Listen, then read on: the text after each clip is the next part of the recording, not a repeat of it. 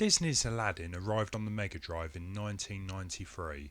It was produced by Virgin Games, of which members of staff went on to create Earthworm Jim a year later.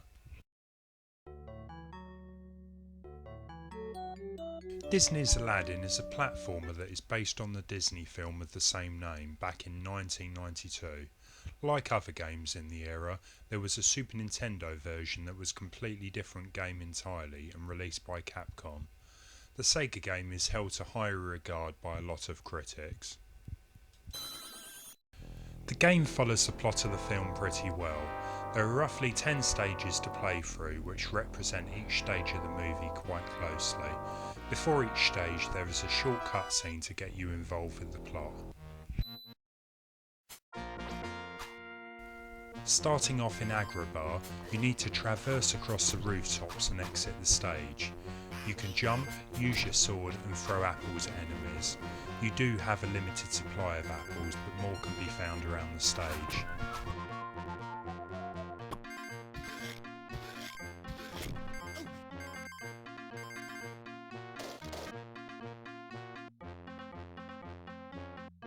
Scattered around each level are other collectibles. Gems can be used at the marketplace to purchase extra lives or extra continues. Extra lives can be found which resemble Aladdin's head. Genie tokens can be found that can be used in the minigame at the end of each stage to win extra lives and more. Abu tokens can be used to play another minigame at the end of each level in which you control him.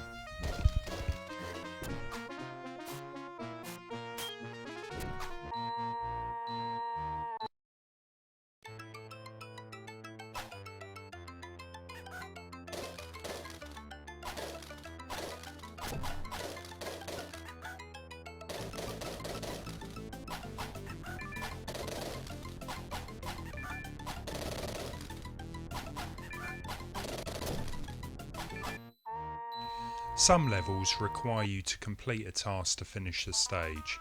For example, this desert level requires you to find parts of the scarab to continue.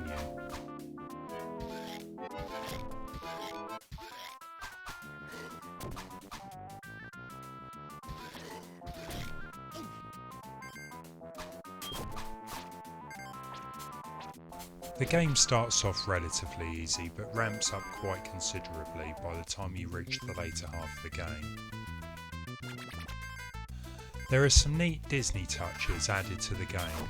For example, on the washing line in this desert level you can see a Mickey Mouse hat. You can even get extra lives if you position yourself under it. The Goofy statue makes an appearance later on too. At the time of release, Aladdin was applauded for its animation style. Animators used a specialised process to import their drawings straight onto the computer, which gives the characters much more life.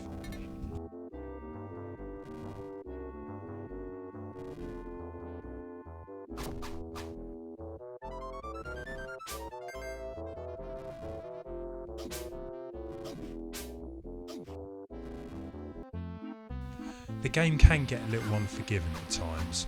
It's very easy to accidentally touch something you didn't want to and lose health. Talking of health, if you haven't realised, the genie lamp shows how much health you have left. It's much more interesting than having 3 hearts or so, but it can be tricky at times to know exactly how much you have left.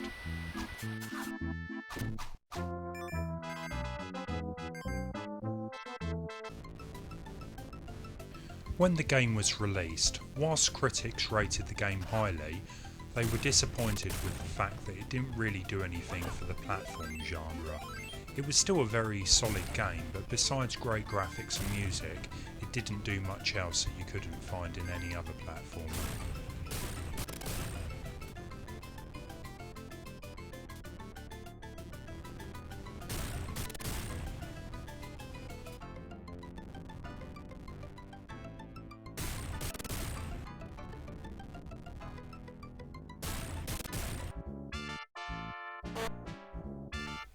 The Genie's Lamp is one of the more unique levels in the game. There are genie heads to bounce on, balloons to jump between to get across gaps. It's a very bizarre level, but something that looks like it's straight out of the film. The music in this game is very good and sounds very similar to the film's soundtrack as well.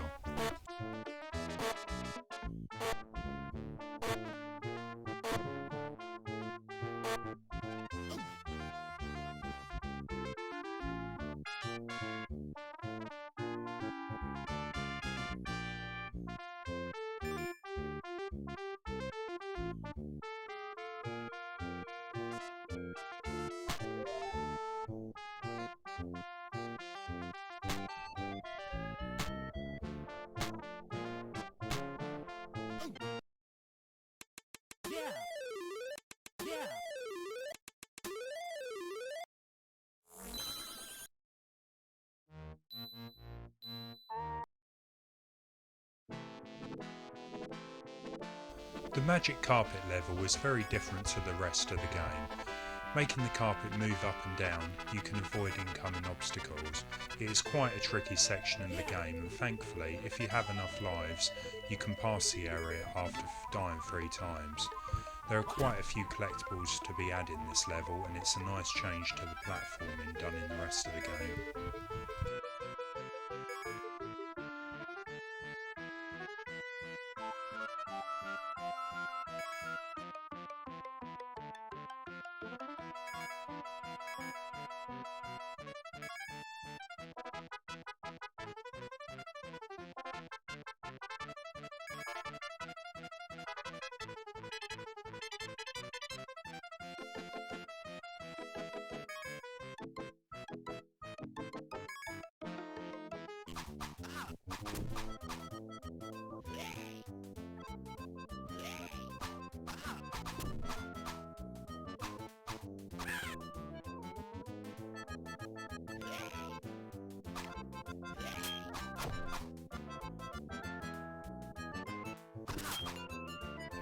The magic carpet makes frequent appearances after you escape.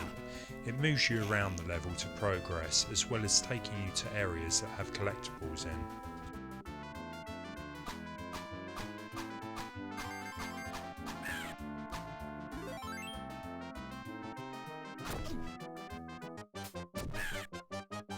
There are only a couple of boss fights, which both come near the end of the game. This first one requires you to defeat Jafar's parrot Iago. He's pretty easy to kill, and you shouldn't have too much trouble. You need to kill the strange ghost Jafars as well.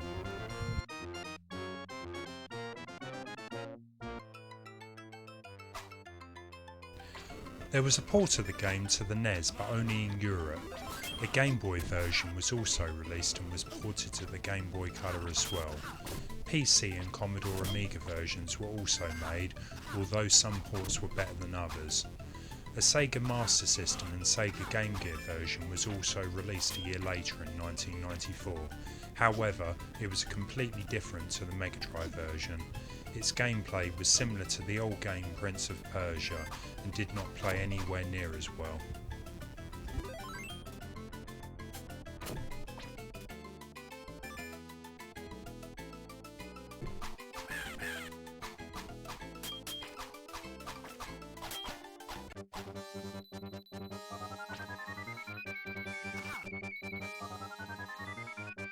Defeating Jafar is quite tricky, especially when he changes to serpent form.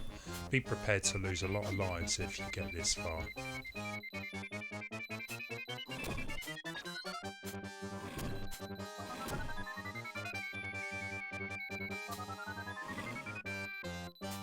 This is quite a difficult fight because Jafar always seems to just be off the screen compared to Aladdin's position. A lot of the time it's just chance whether your apples will hit him.